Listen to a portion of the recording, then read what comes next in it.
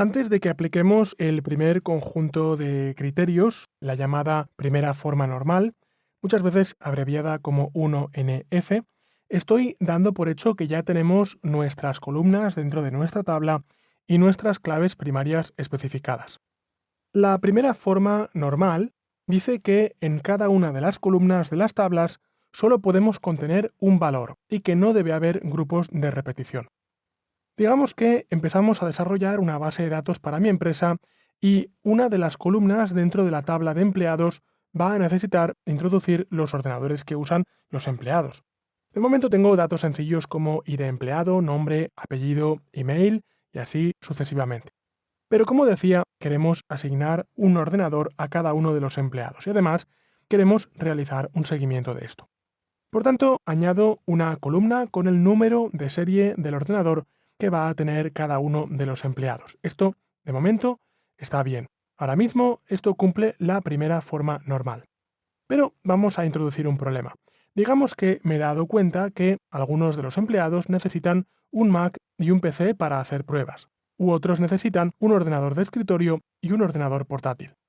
A veces varias personas pueden tener varios equipos, pero yo quiero poder seguir realizando un seguimiento de todo ello. Hay un par de maneras en las que yo podría conseguir esto. En primer lugar, podría rellenar datos adicionales a las columnas. Podríamos empezar a poner comas o barras verticales o cualquier otro delimitador y podríamos poner los valores en la columna de número de ordenador. Pero esto es algo que simplemente no queremos hacer dentro del diseño de bases de datos relacional, ya que estamos rompiendo la primera regla formal. Debemos ser conscientes de que en una base de datos podemos tener cientos de tablas y cada tabla puede tener cientos de columnas y si hace falta millones de filas. Pero no queremos que en las columnas tengamos una cantidad variable de valores, porque tal vez haya un valor, tal vez haya dos o tal vez haya 10. En definitiva, desconocemos cuántos valores habría. Por tanto, en cada columna y en cada fila debe haber un solo valor. ¿Podrías trabajar de esta manera que acabo de mostrar?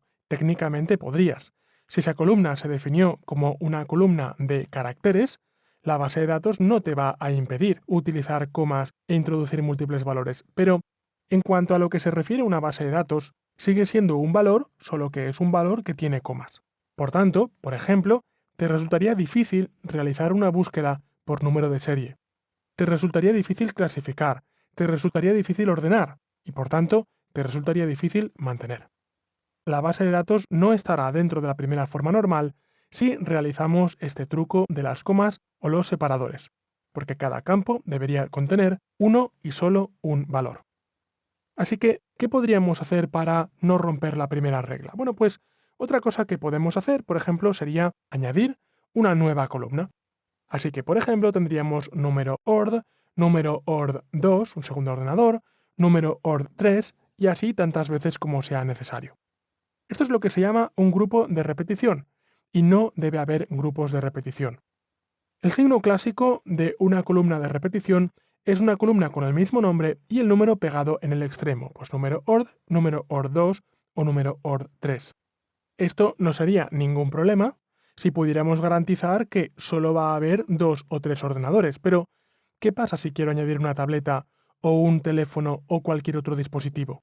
¿Qué pasa si yo he puesto tres campos y un empleado tiene que usar 6 ordenadores? Como yo suelo decir siempre, pon 3 columnas y tu cliente necesitará 4. Pon 100 y el cliente necesitará 101. Así que, finalmente, lo que tendremos es un diseño de bases de datos inflexible y esto nos llevará a problemas.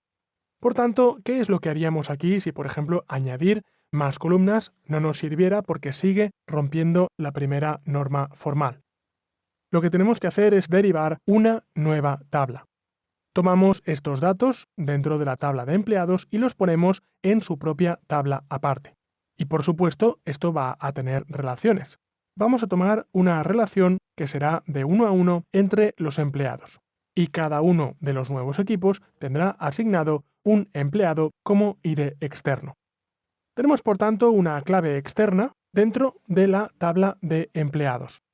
A partir de aquí puedo tomar el empleado, por ejemplo, 551 y asignarle tantos equipos como quiera. Y como estoy creciendo en vertical y no en horizontal, puedo aplicar y puedo asignarle tantos equipos como sea necesario.